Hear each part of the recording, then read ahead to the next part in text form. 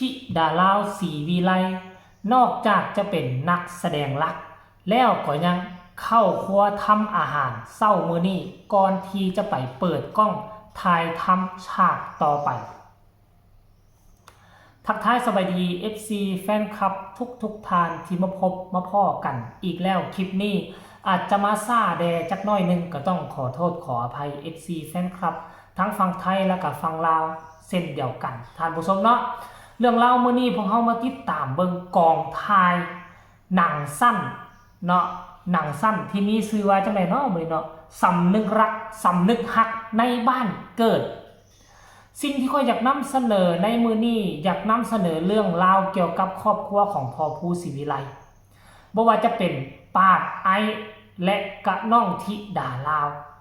ซึ่งกองถ่ายอยู่ในครอบครัวนี้มันจะแตกต่างจากกองถ่ายของหนัง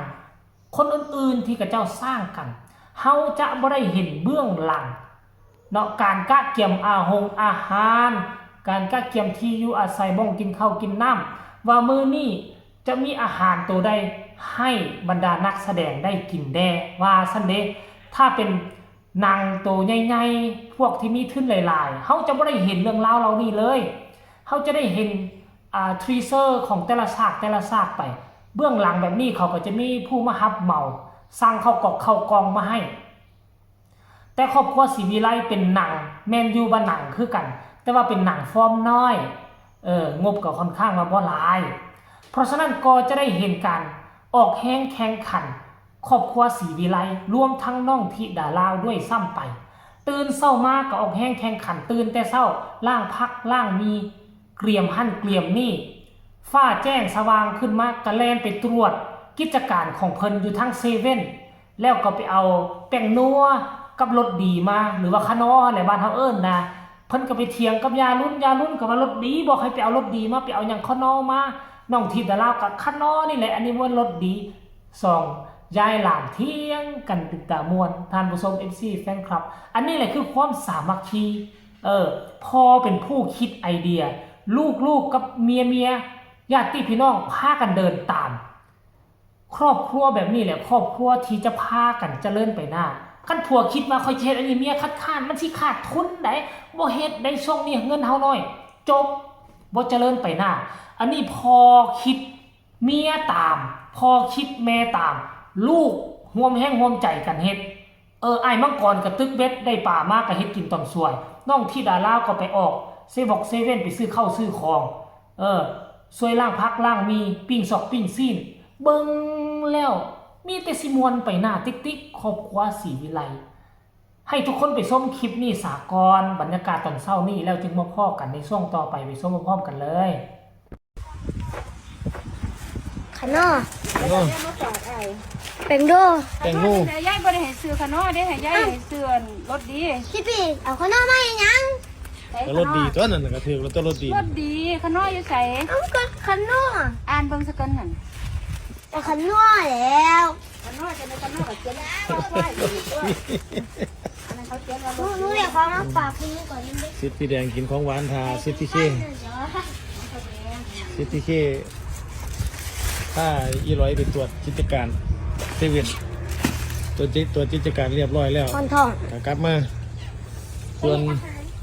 ยายอรุณกับฟานบะคุงตำส่วนพี่ปาดก็ตัดสายยางเล่นห้วยเป็นยังก็ไม่ตัดสายยางเล่นเลยไม่ยังเล่นไม่เล่นโอ้นี่ครับบ้านเฮาอยู่ท่านี้ครับบ้านศรีวิไลเราส่วนไอ้มังกรครับไอ้คิ้วกับพักกันซิดเบ็ดไฟเบ็ดให้หมูกินตอนนี้ปลาลากเบ็ดลงไปแล้วปลาลากเบ็ดไปแล้วขั้นหนึ่งเอาเพิ่มเบ็ดไปพร้อมจะเสียขึ้นมาได้เอาลากไปขาดปลาชนะขาดย่างๆเอาไปซักบ้านบรรยากาศบ้านศรีวิไลครับอันนี้ปลาขนาดปลาคุ้ง3-4 หน่วยได้ว่ากินบ่อิ่มกันวะมันแสบเด้อกันหิวมากเนาะกันหิวมากมันแสบพี่ไอ้ก็อีร้อยก็เฮ็ดกับข้าวครับเฮ็ดยังกินเลยพี่ไอ้อยากยำปลาหมูค่ะของปลาหมูของปู่อันตกหมูน้ำตกเป็นยังไง โอ้พอนี่กับหมอนก็ใหม่ไปเราติ โอ้ยเรียบร้อยแล้วมัน โอ้พอดีพอดี บ่อ๋อพอดี เอาแน่มาขีบจิดาเอาแน่มาขีบละหาเล็กขีบแล้วดีพอดีเลยลืมข้าวลืมอะไรไม่เยอะว่ะ เอาอันนี้ได้ไหม ที่ไอ้นี่เป็นคนกับข้าวแซ่บครับพี่น้องครับแก่ๆต้องกินน้ำได้หลายครับเพราะมันเข้ม อย่าเอาความจริงมาพูดเล่นนะคะ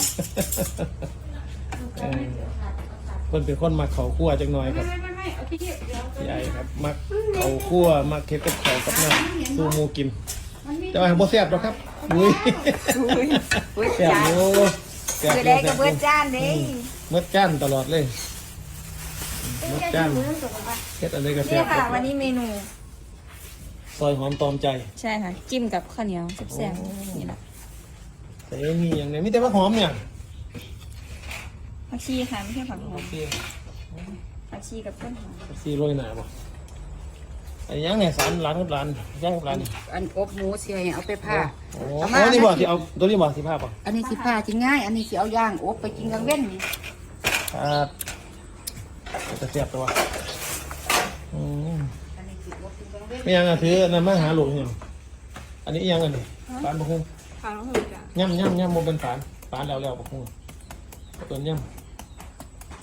ทุกคนเห็นแล้วบ่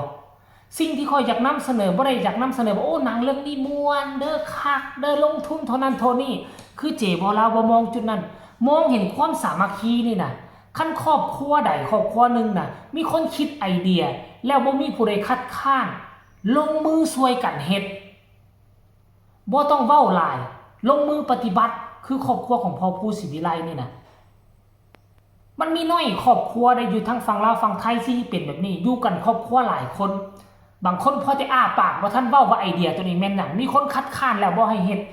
มันบ่ได้นั่นแล้วนี่ขาดทุนในทุนน้อยเด้มีแต่คิดพากันโอ้กันโอ้เป็นปีเป็นเดือนเจรจากันประชุมกันในครอบครัวปรึกษาหารือกันเป็นปีเป็นเดือนก็บ่เกิดพอผู้คิดปุ๊บ 2-3 วันเปิดกล้องถ่ายบวงสรวงทันทีครอบครัวแบบนี้นี่สุดยอดหลายจังหวะนี้ใส่เข้ากันแฮงปากไอน้องธิดาลาวมาอยู่น้ำกันแล้วเป็นนิสัยคือกันพ่อเป็นผู้ตามลูกๆก็เป็นขาเดินตามพ่อสร้างความเข้มแข็งให้กับองค์กรให้กับครอบครัวเห็นแบบนี้แล้วค่อยรู้สึกดีอกดีใจและค่อยก็มั่นอกมั่นใจว่าอนาคตภายภาคหน้าครอบครัวนี้จะมีชื่อเสียงโด่งดังและมีอยู่มีกินในอนาคตแน่นอนเจบ่ลาวขอฟันธงคลิปนี้ขอฝากฟังเอาไว้ซ้ำนี้ก็แล้วกันฝากทุกคนกดไลค์กดแชร์กดติดตามให้แน่เพื่อจะบ่พลาดในคลิปต่อไปผมลืมยาวแล้วเด้อท่านผู้ชมเราไผมีคำตำหนิติชมคำคิดคำเห็นกะส่งข่าวมาได้ทางใต้คอมเมนต์สำหรับคลิปนี้ขอลาท่านผู้ชมไปก่อนสบายดี